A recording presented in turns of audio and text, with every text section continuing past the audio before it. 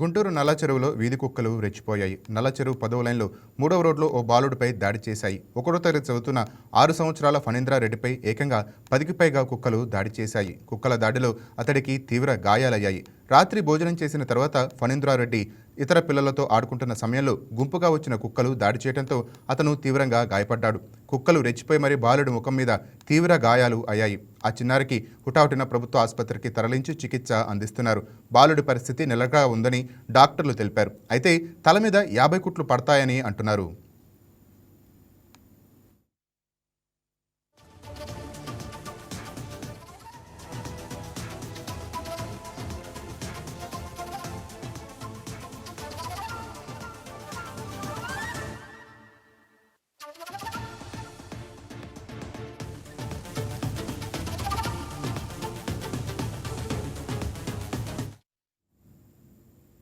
ఇక బాలుడిపై కుక్కల దాడి విషయాన్ని తెలుసుకున్న ఎమ్మెల్యే నజీర్ అర్ధరాత్రి హుటాహుటిన జీజీహెచ్కు చేరుకొని అతని ఆరోగ్య పరిస్థితి గురించి అడిగి తెలుసుకున్నారు.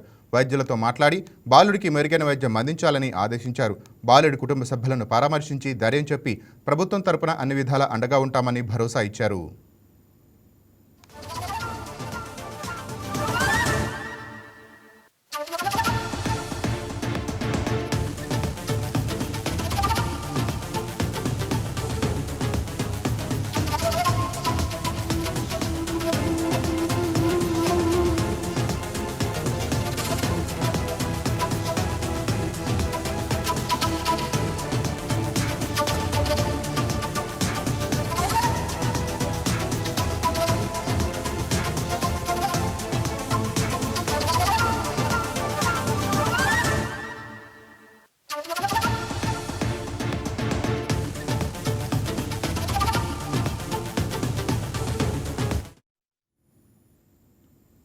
మరోవైపు కుక్కల దాడిలో గాయపడిన బాలుడి పరిస్థితి గురించి ఎప్పటికప్పుడు వాకపు చేస్తున్నామని Guntur municipal health officer Lakshminarayana తెలిపారు. బాలుడికి మెరుగైన చికిత్స అందుతోందని చెప్పారు. మున్సిపల్ కమిషనర్ ఆదేశాల మేరకు బాలుడి ఆరోగ్య పరిస్థితి గురించి డాక్టర్లు ఎప్పటికప్పుడు నివేదిక అందిస్తున్నారని Guntur municipal health officer Lakshminarayana వివరించారు. గుంటూరు ప్రభుత్వ ఆసుపత్రిలో చికిత్స పొందుతున్న బాలుడి పరిస్థితి గురించి మరింత సమాచారం గుంటూరు స్పెషల్ కరెస్పాండెంట్ కోటేశ్వరరావు అందిస్తారు. గుంటూరు నగరంలో నల్ల చెరువులో జరిగినటువంటి కుక్కల దాడికి తీవ్రంగా గాయపడ్డ బాలుడి తల్లిదండ్రుల దగ్గర ఉన్నాం. ప్రజెంట్ అబ్బాయి పరిస్థితి కూడా కొంచెం ఆందోళనకరంగా ఉంది. జనరల్ హాస్పిటల్లో ఎమర్జెన్సీ వార్డులో ఆపరేషన్ నిమిత్తం తీసుకెళ్లినట్టు తెలుస్తుంది. వారి తల్లిదండ్రులను అడిగి పూర్తి వివరాలు సేకరించే పని చేద్దాం. సార్ చెప్పండి, మీ అబ్బాయి ఎట్లా జరిగింది, ఏంటి విషయం? రాత్రి నల్ల చెరువు 10/3 మా మరదల ఇంట్లో మా అబ్బాయి ఉన్నాడండి. ఆడుకుంటా కింద దిగాడు. వీధి కుక్కలు ఆడ కరిచి ఇచ్చేసినాయి. అక్కడ స్థానికులు తీసుకొని వచ్చి ఎమర్జెన్సీ వార్డులో చేర్చారు. మాకు తర్వాత చెప్పారు. మేము గబగబా ఉట్టిని వచ్చాం. బాగా ఎమర్జెన్సీ బాగా ఇబ్బందిగా ఉంది పిల్లగాడికి. బాగా ఇదిగా ఉంది. రాత్రి సారు ముస్తఫా మేడం కూతురు మేడం గారు వచ్చారు. నజరుద్దీన్ గారు 9 కండి. మేము అరగంట పైన ఉంది. 40 నిమిషాలు. మాకు తెలిసి వచ్చేదానికి 40 నిమిషాలు 50 నిమిషాలు పట్టిందండి. సీరియస్ గా ఉందండి. ఆపరేషన్ థియేటర్లో తీసుకెళ్లారు. ఈ భాగం వెనక ఏడ మొత్తం ఏడదాకా మొత్తం వెనక కానీ ఏడని లేదండి. 3-4 కుక్కలు. అక్కడ డంపింగ్ యార్డ్ ఉందండి. ఆడ తిరుగుతూ ఉంటాయి. అవి కలిసింది. గాయపడ్డ బాలుడు తల్లి గౌతమి ఉన్నారు.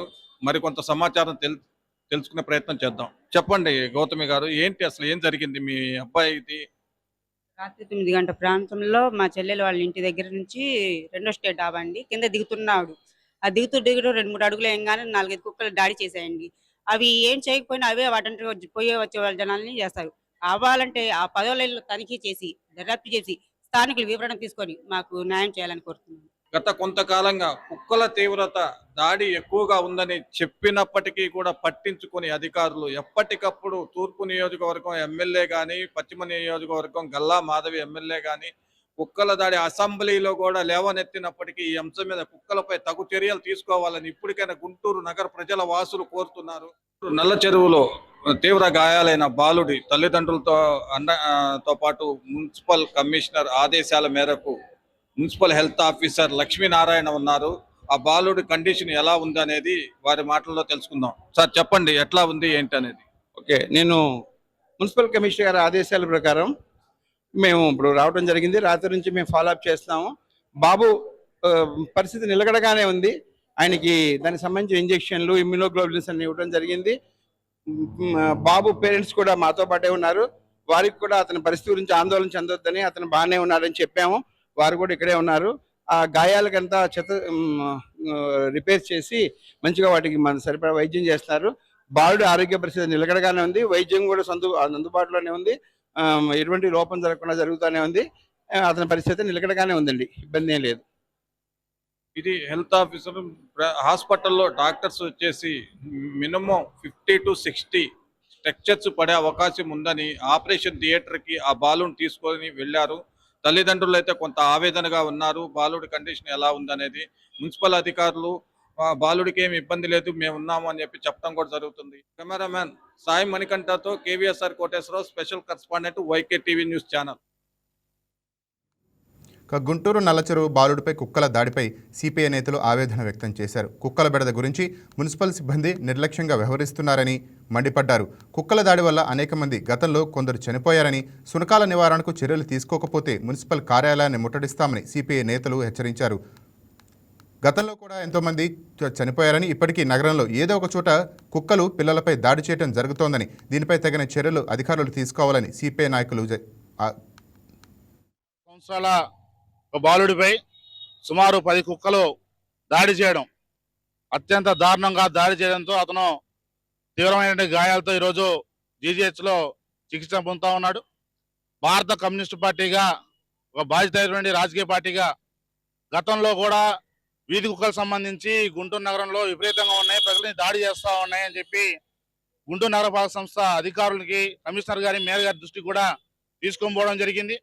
కానీ ఏమాత్రం కూడా స్పందన లేదు. అదే గతంలో కూడా మనం గుంటూరు నగరంలో చూసాం. ఒక 3 సంవత్సరాల బాలికని కుక్కలు అత్యంత దారుణంగా కరవడం ద్వారా చనిపోవడం కూడా జరిగింది. ఇటువంటి ఘటనలు పునరావృతం అవుతా ఉన్నాయి.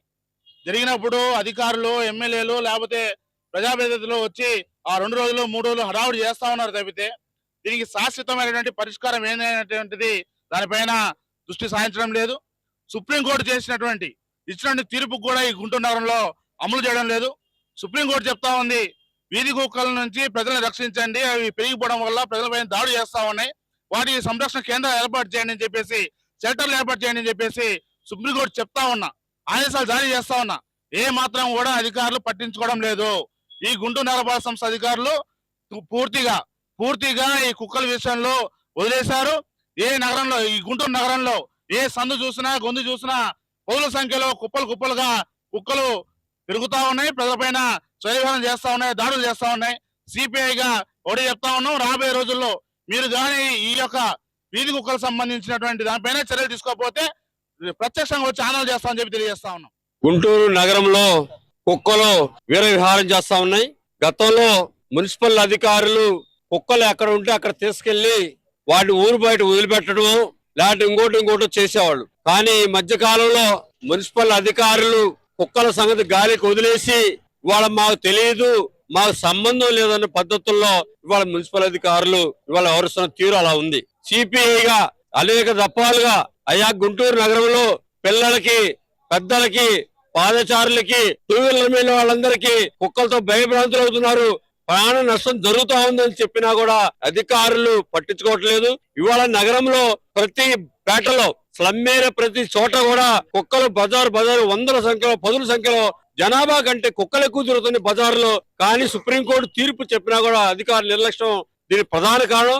ఇవాళ ప్రాణ నష్టం జరిగితే ఆ ప్రాణ నష్టం మంద కాదులే, వాడు ఎవడో చస్తే, ఆ పిల్లగాడు ఎవడో చస్తే మనకేందనే పద్ధతుల మున్సిపల్ అధికారి వాళ్ళ తీరు సరైనది కాదు. ఎప్పటికైనా సరే ఏదో రాజకీయ నాయకులు వస్తున్నారు, కాసేపు ఏదో పేపర్లు వాయిస్తున్నారు, మీడియా వాయిస్తున్నారు, పట్టించుకోరని చెప్పి భావనలో మున్సిపల్ అధికారులు ఉన్నారు. రానున్న రోజుల్లో ఇదే పద్ధతిగా కొనసాగితే తప్పనిసరిగా మున్సిపల్ ఆఫీసు ముట్టడి చేస్తామని చెప్పేసి సిపిఐగా డిమాండ్ చేస్తాం. గుంటూరు నగరంలో Please subscribe to YK TV Network. Please subscribe to YK TV. Please watch YK News. Don't forget to subscribe YK News channel